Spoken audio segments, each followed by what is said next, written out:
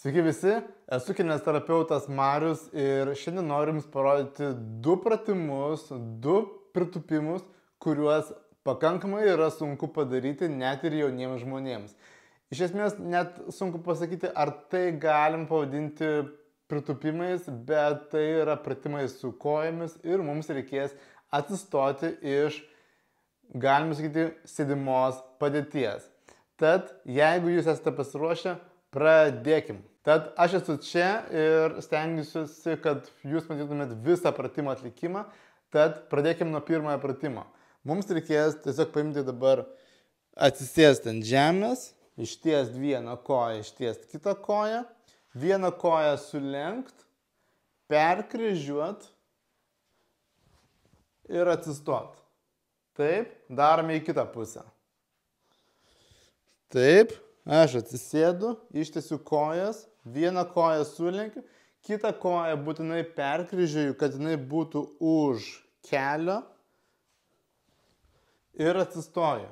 Tai yra pirmasis pratimas. Padarykite šitą pratimą į kiekvieną pusę po 3 kartus. Taip, einam prie kito pratimo, irgi taip pat pritūpimas.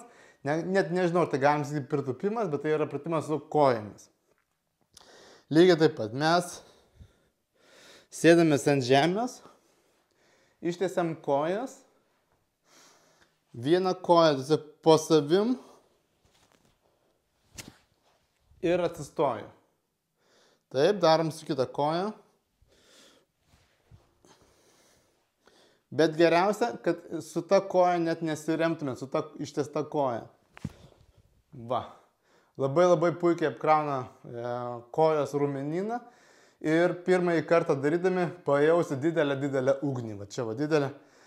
Labai stipriai dirbs raumenys ir bus labai neįprasta, tad padarykite kiekvienai kojai po 3-5 kartus. Parodysiu dar vieną kartą, kaip tai padaryti. Taip, atsisėdu, sulenkiu koją ir atsistoju. Dar aišku, geriausia, jeigu Jūs stosite visiškai nesiremdami su ištiesta laisvąja koja. Dar vieną kartą. Atsisėdu, ištiesiu koją, sulenkiu ir atsistoju. Super. Jei patiko šitas video, užsiprenumeruokite mano kanalą, būtinai paspauskite like ant šito video ir parašykite komentarą, kad padarėte. Ir lauksiu Jūsų komentarų ir tada iki kito video.